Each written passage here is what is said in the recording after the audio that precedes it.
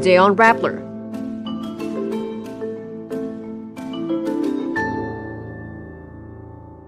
Former Senator Francis Tolentino is sanctioned by China. He says he is honored.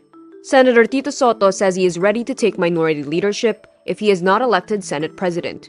The minimum wage in Metro Manila is increased by 50 pesos. Manila Mayor Isko Moreno is set to declare a state of health emergency due to the city's garbage problem. And Beyonce's flying car malfunctions during her Cowboy Carter tour.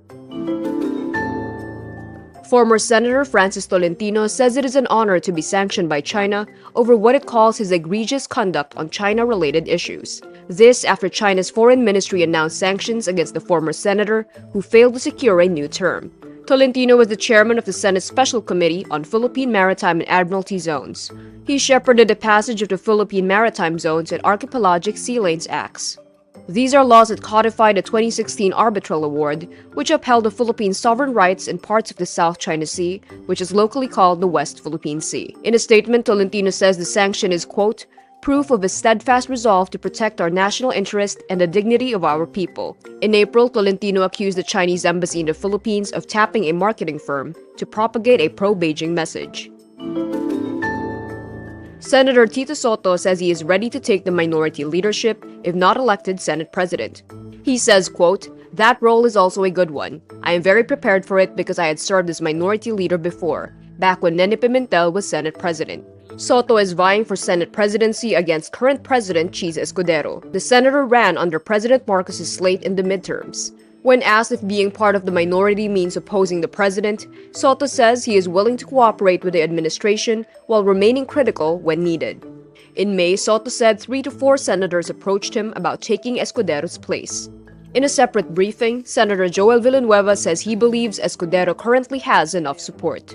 Meantime, opposition Senator Risa Ontiveros expresses her desire to become the minority leader, but admits she does not have enough support.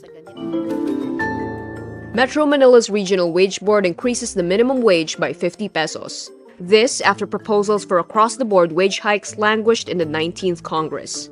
From 645 pesos, the daily minimum wage in Metro Manila is now 695 pesos for the non-agriculture sector. From 608, the agriculture sector, service and retail sectors with 15 workers or less, and manufacturing establishments employing less than 10 workers should earn a daily wage of 658 pesos. The increase will take effect on July 18 and is seen to benefit around 1.2 million minimum wage earners in the metro. Meantime, labor groups expressed dismay over the increase, with Partido Manggagawa or PM calling it a drop in the bucket. PM and the Trade Union Congress of the Philippines or TUCP are calling for a legislated wage increase of 200 pesos.